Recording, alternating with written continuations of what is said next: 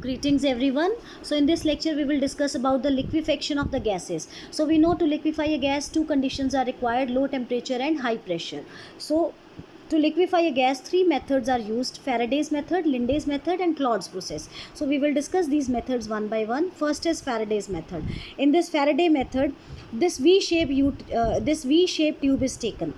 So the gas to be liquefied, it is filled at the one end and this gas is heated, and the other end of the tube is dipped in a beaker. This beaker has the freezing mixture. मान लो इस beaker में हमने छोटे छोटे pallets of ice रख दिए हैं, तो जैसे ही गैस हीट होके यहाँ से गैस हीट होगी, it will go on this side. यहाँ पे this end is dipped in the freezing mixture, so it will face the decreased temperature. यहाँ पे इसको कम टेम्परेचर मिलेगा, तो जैसे ही temperature will decrease it will show cooling effect and it will be liquefied. तो यहाँ पे लिक्विफाइड गैस जो है कलेक्ट हो जाएगी, which can be removed afterwards. Second method is Linde's method. It is based upon the principle of Joule-Thomson's effect.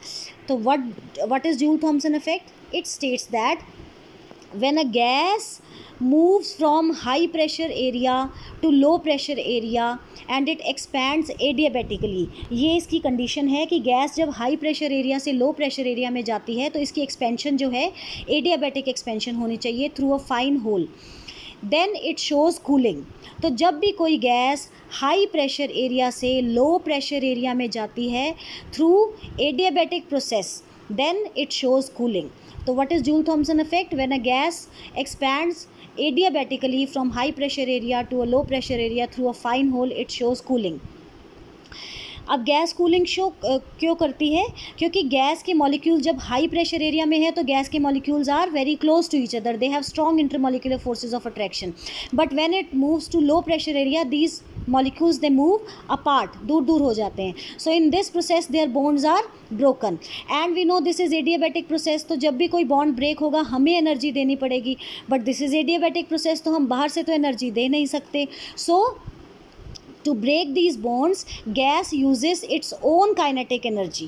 तो जब अपनी kinetic energy use करेगी तो इसकी kinetic energy will decrease and we know kinetic energy is directly proportional to temperature, so kinetic energy will decrease, temperature will also decrease. जैसे ही temperature decrease होगा gas will show cooling effect.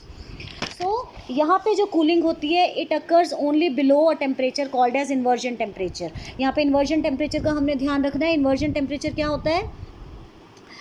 Temperature below which gases show cooling. This is called as inversion temperature.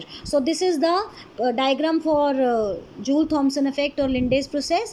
यहाँ से input है, जिस भी gas को liquefy करना है वो गैस इस इनपुट से अंदर जाएगी सिस्टम के. This is compressor. Compressor will compress the gas, so gas will experience the condition of high pressure. Compressor के बाद ये कंडेंसिंग कॉइल्स में जाएगी. तो जब कंडेंसिंग कॉइल्स में जाएगी तो इसका temperature of the gas will decrease. यहाँ पे कंडेंसेशन हो जाएगी, तो हाई प्रेशर भी हो गया, लो टेम्परेचर, दोनों कंडीशन जो लिक्विफाई करने के लिए चाहिए गैस की रिक्वायरमेंट पूरी हो जाएगी. यहाँ से होती हुई इस बीकर में जाएगी. यहाँ पे इस चैम्बर में जितनी गैस लिक्विफाई होगी इट कैन बी कलेक्टेड. उसके बाद जो गैस लिक्विफाई नहीं होगी it will again go in this spiral tube. Spiral tube में ये क्या फेस करेगी? High pressure. स्पायरल ट्यूब के एक एंड में फाइन होल है या जेट कह सकते हो. यहाँ से जब गैस निकलेगी तो इस बड़े चैम्बर में जाएगी. बड़े चैम्बर में क्या फेस करेगी? Low pressure. So again high pressure area से लो प्रेशर एरिया में जा रही है और एडियाबैटिक एक्सपेंशन हो रही है. दैट इज़ इस सिस्टम में ना तो बाहर से हीट आ सकती है ना हीट अंदर से रिलीज हो सकती है. सो as the gas moves from high pressure area to low pressure area through a fine hole it will show cooling effect. तो गैस का कूलिंग इफेक्ट शो करेगी. यहाँ पे गैस लिक्विफाई हो जाएगी, it can be collected.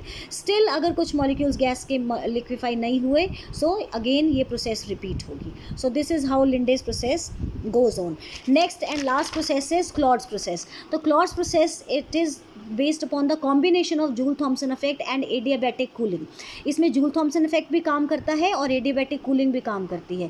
According to it, gas expands against any external pressure.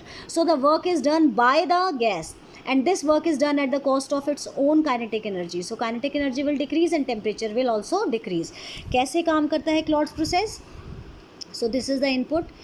Gas to be liquefied, it is introduced in the system. It will first go into the compressor will compress the gas and it will face the high pressure.